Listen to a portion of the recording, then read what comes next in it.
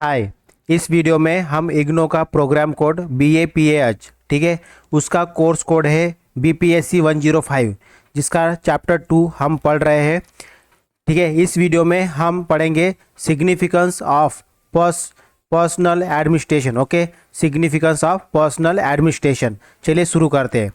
देखिए, the quality of organisation is depend on the quality of its employees, that is the person it employ. Okay, जो लोग organisation में काम करते हैं, जो एम्प्लॉय होते हैं, उन्हीं के ऊपर डिपेंड करता है उस ऑर्गेनाइजेशन की क्वालिटी। ओके, उस ऑर्गेनाइजेशन का जो भी डिपेंडेंसी है वो है मेनली पर्सन। ओके, उस ऑर्गेनाइजेशन के पर्सन।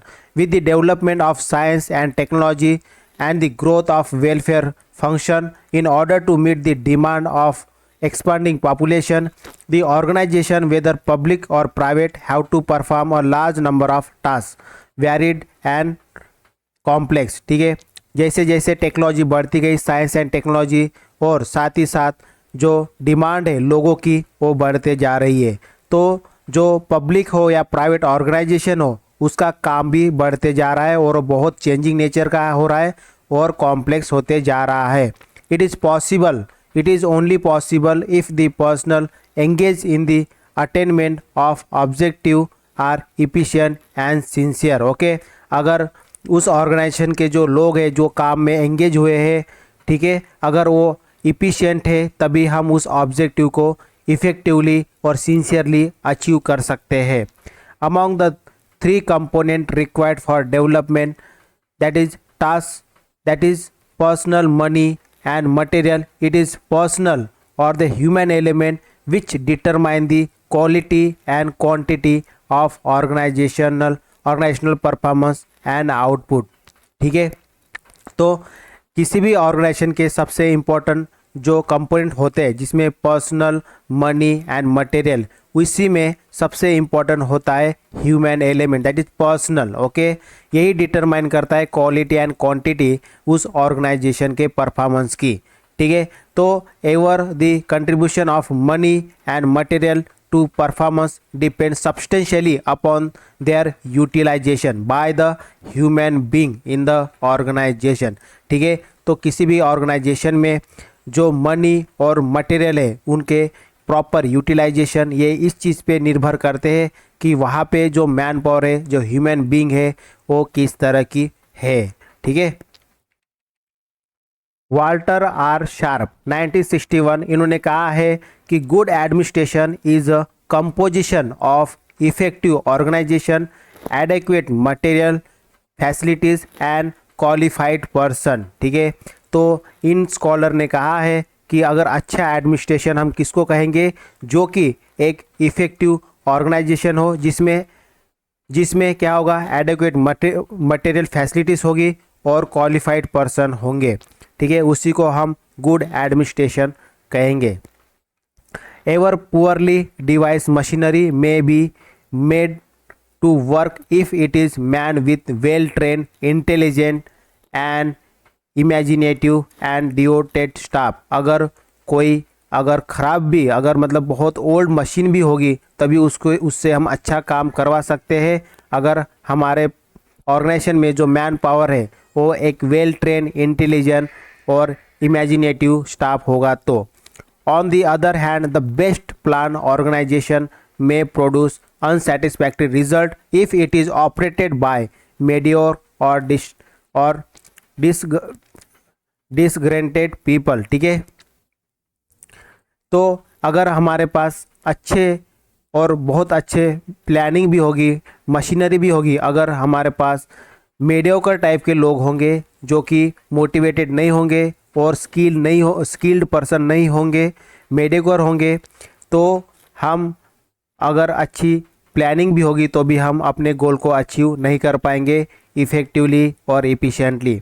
तो एज पर फेरी हेडी इन्होंने क्या कहा, the importance of administration is almost universally recognise among commentators on development। okay, usually an effective bureaucracy is coupled with vigorous modernizing elite as a prerequisite progress।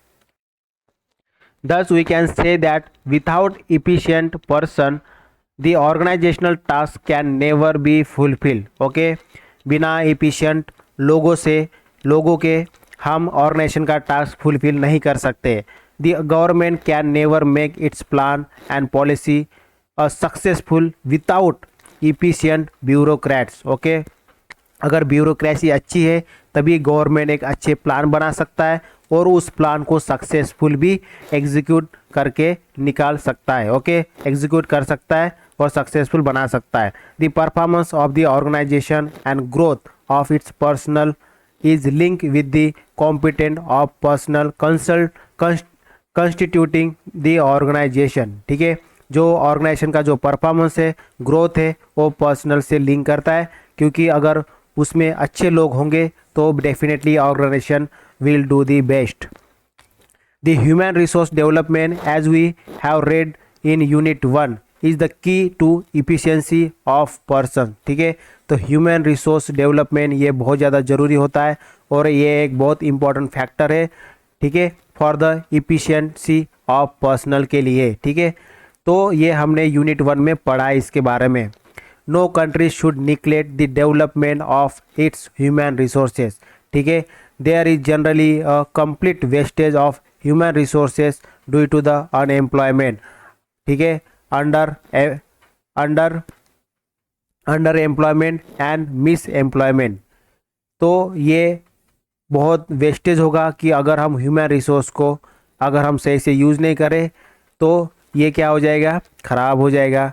तो ये कब ख़राब हो जाएगा, अगर हम अनएम्प्लॉयमेंट और अंडर एम्प्लॉयमेंट और मिस एम्प्लॉयमेंट करेंगे. तो positive step to have to be taken to remove this problem. ठीक है, इस प्रॉब्लम को टैकल करने के लिए हमारे पास पॉजिटिव स्टेप होनी चाहिए.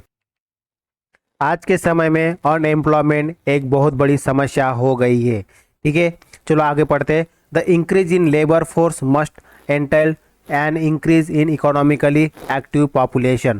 The greatest natural resources of nation is its people. ठीक है, एक देश का सबसे इम्पोर्टेंट जो रिसोर्स होता है वो वहाँ के लोग होते हैं. Investment in developing human resource through training, career development, planning, ठीक है, counselling, selection, job enrichment programme are design suitable performance appraisal and reward system can go long way in maintaining a higher moral and motivation among the personnel. This strategy consequently influence organizational effectiveness. तो हमें जो personal होते हैं organisation में उनके motivation के बारे में विशेष ध्यान देने की ज़रूरत है. उनके लिए अलग अलग मोटिवेशनल प्रोग्राम लाने की ज़रूरत है. The most important problem in public personal administration is to ensure that vast manpower resources employed in the state or public sector yield the best possible return. ठीक है, तो सबसे बड़ा प्रॉब्लम है जो आज के समय में है अनएम्प्लॉयमेंट. तो यही सेम प्रॉब्लम गवर्नमेंट के पास है, वो अपने मैन पावर को यूटिलाइज नहीं कर पा रहा है. Okay, for creating the better resources for the nation. Efficiency of public employees और the effectiveness of personal system depend on several factors. ठीक है, तो जो इफिशियंसी है पब्लिक एम्प्लॉयज़ की, ठीक है, ये मेनली डिपेंड करता है कुछ फैक्टर्स के ऊपर, जैसे कि ये फैक्टर्स हम अभी पढ़ेंगे. पहला फैक्टर है the quality of talent attracted to and retain in the public service. तो हमें पब्लिक सर्विस के अंदर एक क्वालिटी टैलेंट को अट्रैक्ट करना है और उसको मेंटेन रखना है, रिटेन रखना है उसको. ठीक है, उसको जाने नहीं देना है. तो ये बहुत इम्पॉर्टेंट है for the efficiency of public employment and effectiveness of personal system. ठीक है, उसके बाद हमें ट्रेनिंग देना है. Nature of training which the employees received. ठीक है, तो एम्प्लॉयज़ जो रिसीव करेगा ट्रेनिंग, इसके ऊपर भी बहुत ज़्यादा डिपेंड करता है कि हमारी पर्सनल सिस्टम किस तरह से काम करेगी. फिर value and motivation of the employees, कि एम्प्लॉयज़ का क्या मोटिवेशन है अपने ऑर्गेनाइजेशन के प्रति, ये भी बहुत ज़्यादा डिपेंड करता है. ठीक है, फिर standard and norms set up by formal and informal, ठीक है, वर्क ग्रुप. जो यूनियन होता है और जो मेन ऑर्गेनाइजेशन होता है उनके बीच में कैसे तालमेल है, उन्होंने क्या टर्म एंड कंडीशन अपने दोनों के बीच में उन्होंने बनाया है, ये भी डिपेंड करता है इफेक्टिवनेस ऑफ पर्सनल सिस्टम। ठीक है, तो effectiveness is interpersonal relationship, okay, style of supervision and leadership, nature and adequate of work tool as well as procedures of decision making। ठीक है, the character of interrelationship with the political process and social environment। तो ये बहुत important factors है, ठीक है, जो कि डिपेंड इसी फैक्टर के ऊपर डिपेंड होता है इफेक्टिवनेस ऑफ पर्सनल सिस्टम। ठीक है, तो किसी भी ऑर्गेनाइजेशन का गोल या किसी भी ऑर्गेनाइजेशन किस तरह से काम करेगा ये डिपेंड करता है मेनली इन्हीं फैक्टर्स के ऊपर। The administrative reform commission had observe that the present personnel system does not make for a rational and optimum utilisation of human resources within the civil service to the best advantage of administration as well as the community. ठीक है, तो जो ARC reform आता है, administrative reform commission, इन्होंने कहा है कि जो प्रेजेंट पर्सनल सिस्टम है वो एकदम रैशनल नहीं है, लॉजिकल नहीं है, उसका ऑप्टिमम यूटिलाइजेशन नहीं हो रहा है ह्यूमन रिसोर्सेज का, तो हमें इसमें भी कुछ चेंजेस लाने की ज़रूरत है।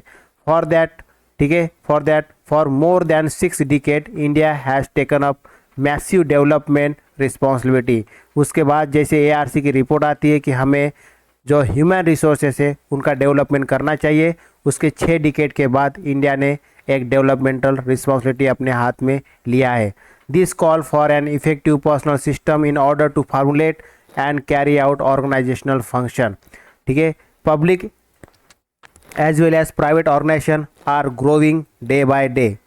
दे both have significant role to play in pursuit of developmental goal. तो आज के समय में जो भी चाहे पब्लिक हो या प्राइवेट ऑर्गेनाइजेशन हो, आज के समय में वो पर्सनल सिस्टम के इफिशिएंसी के ऊपर ज़्यादा ध्यान दे रहा है। And it is the only through the help of right personnel and management of the human resource that the objective could be realise. ठीक है, तो हमें ये सब कहाँ से मिलेगा? एक proper management of human resources. ठीक है, ये मिलेगा हमें प्रॉपर जो पर्सनल सिस्टम है उसको अगर हम अच्छा करेंगे, उसको अगर हम उसको डेवलप करेंगे, इफिशिएंट बनाएंगे, तो वो एक राइट पर्सन को ढूंढ निकालेंगी फॉर द राइट जॉब के लिए। ठीक है, तो हमें ये जो पर्सनल सिस्टम है उसको डेवलप करने की ज़रूरत है। ठीक है, तो हमने मेनली पर्सनल सिस्टम, ठीक है, इसके बारे में जाना है कि हमें किस तरह से डेवलपमेंट लेके आना है। और ये सबसे इम्पोर्टेंट चीज़ ये है कि इसमें इस पर्सनल सिस्टम का जो पर्सनल एडमिनिस्ट्रेटिव सिस्टम है इसका क्या इम्पोर्टेंस रहेगा, तो ये भी हमने जाना है। ठीक है, because of the personnel administrative system organisation can grow rapidly. ठीक है, इसलिए हमें जो पर्सनल एडमिनिस्ट्रेटिव सिस्टम होता है, पर्सनल एडमिनिस्ट्रेशन, उसके ऊपर विशेष ध्यान देने की ज़रूरत है। तो नेक्स्ट वीडियो में हम क्लासिफिकेशन ऑफ सर्विसेज, ठीक है, इसका मीनिंग और इसका टाइप, ये हम नेक्स्ट वीडियो में देखेंगे। ठीक है, तो इस वीडियो के लिए फ़िलहाल इतना ही। Thank you, bye bye.